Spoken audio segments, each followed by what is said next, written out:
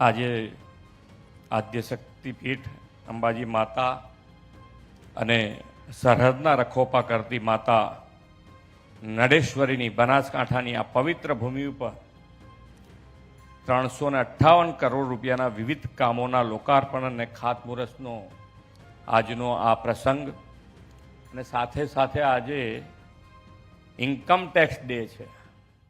हमारे समाज में बंद दरवाजों के पीछे एक खामोश संकट चल रहा है।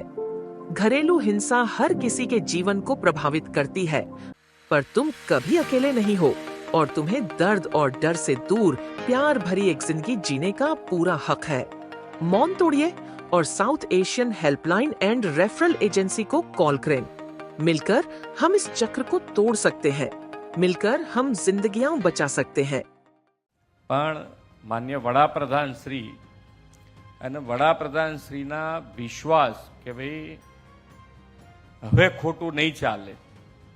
પહેલા શું હતું કે ભાઈ ઉદાહરણ રૂપે જોઈએ ને તો કે ભાઈ હવે બાજુવાળો નથી ભરતો ને એ મજામાં રહેશે તો આપણે ટેક્સ ભરી ભરીને કરવું છે શું, અને એના કારણે ક્યાંક આગા પાછા થઈને ટેક્સ ના ભરે। હવે એમ થાય છે કે હવે જો ટેક્સ ના ભર્યો તો એની ઉપર કડક કાર્યવાહી થાય છે, એટલે જે ટેક્સની આવક જે છે એ વિશ્વાસથી હવે લોકો ભરે છે કે ના ટેક્સ અને ટેક્સની આવક જે થઈ છે એનો સદુપયોગ પણ થયો છે એટલો ને એટલો। છેવાડાના માનવી સુધી જે સરકારી યોજનાઓ બનાવી છે એ યોજનાનો લાભ છેવાડાના માનવી સુધી પહોંચ્યો છે, એનો લાભ મળ્યો છે બધા। અને એટલે જ આજે ટેક્સની આવક એટલે આમ આપણે બધા આંકડા ભલે જે બોલીએ તમારા મગજમાં રાખવા ના રાખવા, એના કરતાં મુદ્દો એટલો છે કે આજે આપણે વેપારી વર્ગ હોઈએ તો વેપારી વર્ગ ટેક્સ ક્યારે ભરે? એમને ભરે કોઈ?